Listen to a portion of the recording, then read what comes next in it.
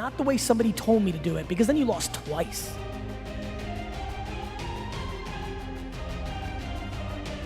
There's a ton of stuff that I procrastinate, and I think I'm a procrastinator, but what I think I also am is always leveling up whatever's most important and prioritizing it in real time. Team can tell you here, I bet you Steve's favorite inside joke is the mayo. This will answer your question perfectly, Vayner Nation, because the truth is, I do procrastinate, but I'm adjusting to the reality of my life at the moment I'm living it. So if something is super important yesterday, I can literally decide that it's less important in an hour, predicated on what comes into my inbox or the meeting that I'm about to have right after this. And so the reason I think it feels like I'm not, and so much is getting accomplished, is my pants are on fire for the thing that I deem most important at this exact moment. And that is how it works over and over. Where's the mail? And over, I'm trying to stall here. And over, and over, and over again. Let's go to the next question, we'll get back to the mail. And that's what happens, right? Matt, my admin,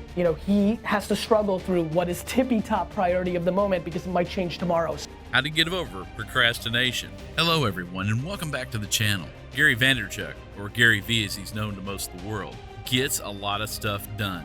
He's a multi-millionaire, an entrepreneur, and he's known for his hustle. In fact, he says that's the only real thing that sets us apart from other people. You can't get more talent, you can't get more intelligence, but you can definitely work harder than the other person. Sometimes this is all it takes. So you want to be an amazing videographer? Don't sit around watching TikTok videos, go make one. You want to be a realtor? Don't just sit around looking at properties, go talk to a successful realtor and find out what they do, and then do it. Find out whatever you are wasting your time on that doesn't build up where you want to be and what your best talent is, and get rid of it. It's what GaryVee calls hyper-focus, and that changes all the time, but he pours every bit of his energy into whatever that focus is to get it done. Procrastination averted. It feels like it's controllable. It's tough, in a world where I'm accomplished a lot of great things and I'm in a very happy place, like it makes me want to bring other values to other people, right? And so if I'm giving advice, if I'm putting out content, if I want something good to happen, if I'm so selfish that I want somebody to email me and say I've changed their life, I want to give them practical advice. And hustle's the only thing. I can't tell people become more talented. Like you're not, hey, become smart. Like smarter was good, that was good advice, but that's not good advice anymore because information's on our hand. Like memorizing information is not good advice anymore. What do you want to know? Here it is. Yeah, so right? So that's not good. What is controllable? Work 3 hours more a day. Now work 3 hours more a day if you're sitting at home and complaining. If you're not happy with your life, if you're pumped, if you make $1 million a year or $50,000 a year, if you see your kids every day, if you never see your kids, if you go to tons of ball games, if you've never watched sports, however you roll, if you're pumped, if you're watching right now and you're pumped, God, mazel tov, I'm so happy.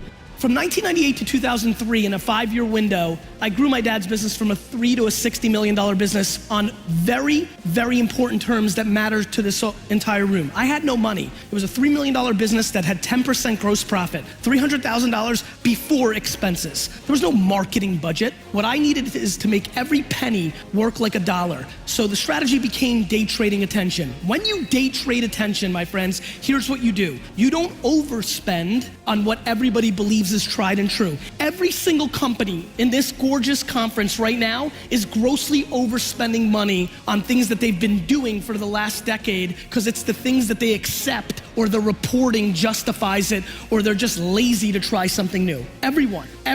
And so what you do when you day trade attention is you have to find angles. What's underpriced? How many people here do email marketing or have done email marketing in their lives? Raise your hands. Perfect, a lot of you. In 1997, I started an email newsletter. Most people that came into my liquor store didn't even know what email was in 1997.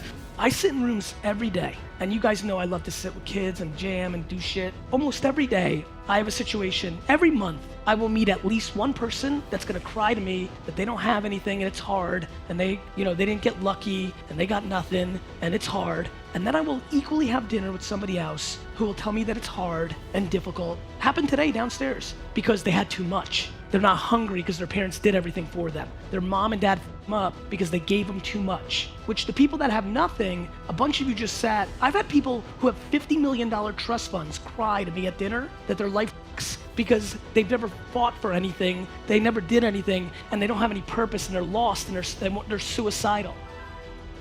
Disclaimer: all footage in this video is made in constructive, creative, transformative use. Under the United States Law, Section 107 of the Copyright Act, this video falls under fair use. Thank you for watching, and if you enjoyed our content, please don't forget to like and leave a comment, and subscribe to our channel. Now go out and be amazing.